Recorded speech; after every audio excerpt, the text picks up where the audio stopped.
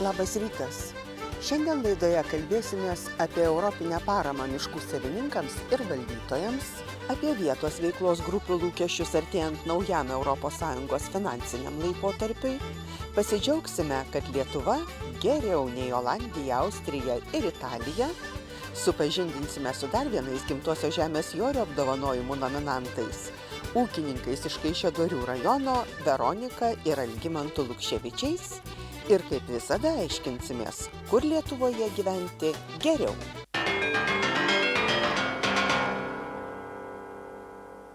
Dabar apie tai, kokią europinę paramą gali gauti privačių miškų savininkai ir valstybinių miškų valdytojai. Miškų savininkai ir valstybinių miškų valdytojai siekiantys atkurti, išsaugoti bei išplėtoti miškų esančių kaimo vietovėse ekologines ir rekreacinės funkcijas gali teikti paraiškas paramai pagal Lietuvos kaimo plėtros 2007-2013 metų programos priemonę pelno nesiekiančios investicijos miškuose gauti. Paramos lėšomis kompensuojama iki 90% visų tinkamų projekto išlaidų, o didžiausia paramos suma vienam projektui įgyvendinti siekia 345 280 litų. Paramos gali kreiptis taip pat privačių miškų savininkai bei valstybinių valdytojai. Ir pagrindinės tokios išlaidos remiamos būtų kaip rekreacinės infrastruktūros įrengimas, tai yra visa poilsiaviečių, stovyklaviečio įranga, kaip pačios poilsiavietės, skulptūros, suoliukai, staliukai, laužavietės. Pelno nesiekiančios investicijos miškuose įgyvendinti 2012 metais iš viso skirta 5 milijonai litų. Pirmiausia, parama bus skiriama tiems pareiškėjams, kurie nėra gavę Europos bendrijos paramos miškų sektoriuje, taip pat aukštesnis prioritetas teikiamas pareiškėjams, kurie yra privataus miško savininkai arba projektams, kurie vykdomi antros B grupės miškuose. Pats priemonės pavadinimas sako, kad tai yra pelno nesiekiančios investicijos miškuose, tiesiog yra tų rekreacinių zonų įrengimas ir pritaikymas visuomenės poreikiams. Pagrindinis įsipareigojimas tai yra leisti viešai naudotis ir prieiti visuomeniai. Tai padarius šias investicijas tos rekreacinės zonos užtverti negalima ir ten pinigėlių prašyti, nes tada bus pritaikytos tam tikros sankcijos ir tiesiog iš tą visą kontrolės laikotarpį išlaikyti viską. Paraiškas paramai gauti reikėtų pateikti iki rugpjūčio 1 dienos Nacionalinės mokėjimo agentūros prie Žemės ūkio ministerijos teritoriniuose paramos administravimo skyriuose pagal projekto įgyvendinimo vietą.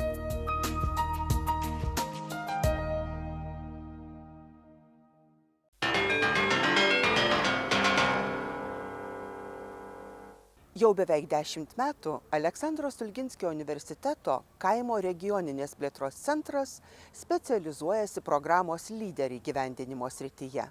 Kaimo regioninės plėtros centras 2007-2010 metais vietos veiklos grupėms padėjo parengti vietos plėtros strategijas. Dabar pagal priemonę parama vietos veiklos grupių veiklai, įgūdžiams įgyti ir aktyviai pritaikyti, moko vietos veiklos grupių narius ir kaimo bendruomenių lyderius. Lyder metodas reiškia veikimą iš apačios. Tai yra veikimą, kuris pasiekiamas žmonių aktyvumo pagrindu. Mūsų visai nesenai įvykdyti tyrimai parodė, kad kaime yra labai didžiulis savanorystės potencialas, kuris yra nepakankamai išnaudojamas. Galima net būtų pateikti duomenis, kurie kartojasi net per atskiras savivaldybės, kad žmonės maždaug kas savaitę viešiesiem reikalam įmatytų prasmę skirtų apie 4-5 valandas per savaitę, o per metus laiko net iki 90 valandų. Tai yra neišnaudoti rezervai, kurie glūdi kaimo visuomeniai, kaimo bendruomeniai. Tai yra irgi iššūkis, o kaip tą potencialą efektyviai panaudoti. Vietos veiklos grupė Pakruojo rajono partnerystė yra veikli, atvira, jaunatviška ir nuolat besimokanti organizacija. O mokymai ir seminarai rengiami atsižvelgiant į bendruomenių ir kitų grupės narių poreikius ir pageidavimus. Ilgą laikotarpį vedam tuos pareiškėjus už rankas ir su jais dirbam, juos mokome, juos parengėme iki tol, kol jie teikia paraišką.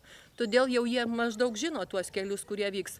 Ar nėra problemų, taip negali būti, nes, sakykime, ir pačių taisyklių pasikeitimai, ir reikalavimų pasikeitimai, ir yra tokie sudėtingi projektai, kur iš tikrųjų kreipiam ir ieškom visokiausių specialistų, ir skambinam į NMA, ir dažnai jie mums atsako, dar nebuvo tokio atveju. Tačiau kiekvienu atveju turim surasti tą išeitį, ar ne? Ir aš tai visada rengiuosi tokią praktiką. Taip, aš nesu visažinintis specialistas, bet aš visada galiu rasti žmogų, kuris man padės įsiaiškinti tą problemą. Palyginus su prieš tai buvusią situaciją, per tuos keletą metų žmonės tikrai išmoko vykdyti ir viešuosius pirkimus, ir tvarkyti savo buhalteriją, ir geriau planuoti pagal projektinės reikalavimus savo veiklą. Kita vertus, ateitis reikalauja dar daugiau žinių, nes bus akcentuojama būtent novatoriškos bendruomenės kūrimas, kai išmokti valdyti pokyčius, juos inicijuoti, tai nėra lengvi dalykai. Novatoriškos ir tokios darnios bendruomenės telkimas, tai yra iššūkis, kuris laukia mūsų naujajam laikotarpiu.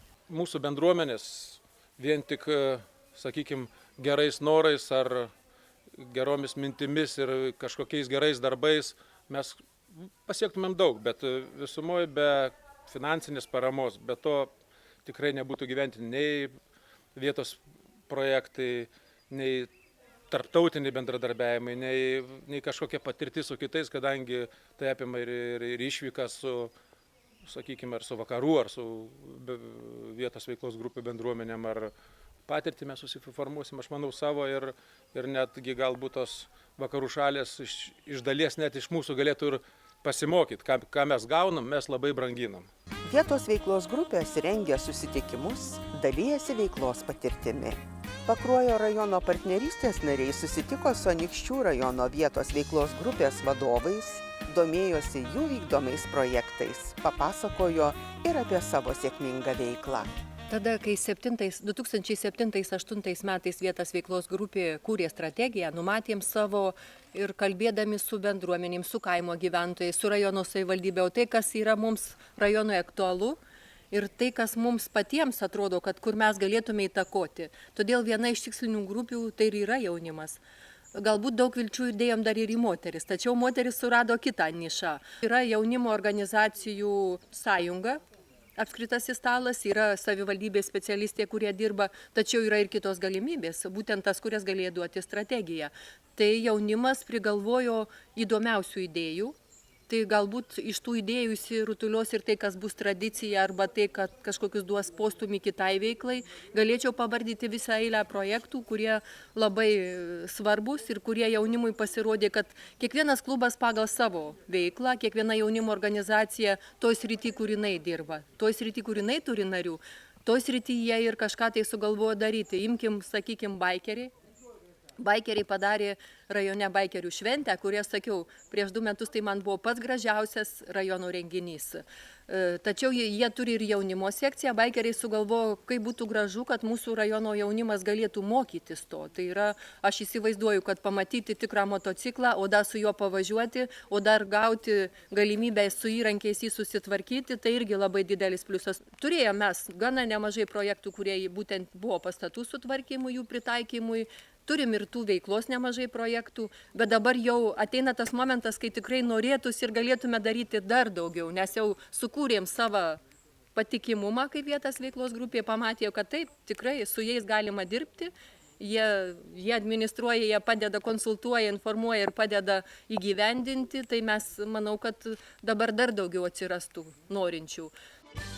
Po pertraukėlės tęsime pasakojimą apie vietos veiklos grupių lūkesčius artėjant naujajam ES finansiniam laikotarpiui. Kartu pasidžiaugsime, kad Lietuva geriau nei Olandija, Austrija ir Italija. Supažindinsime su dar vienais Gimtosios žemės jorio apdovanojimų nominantais, ūkininkais iš Kaišiadorių rajono Veronika ir Algimanto Lukševičiais. Ir aiškinsimės, kur Lietuvoje geriau gyventi.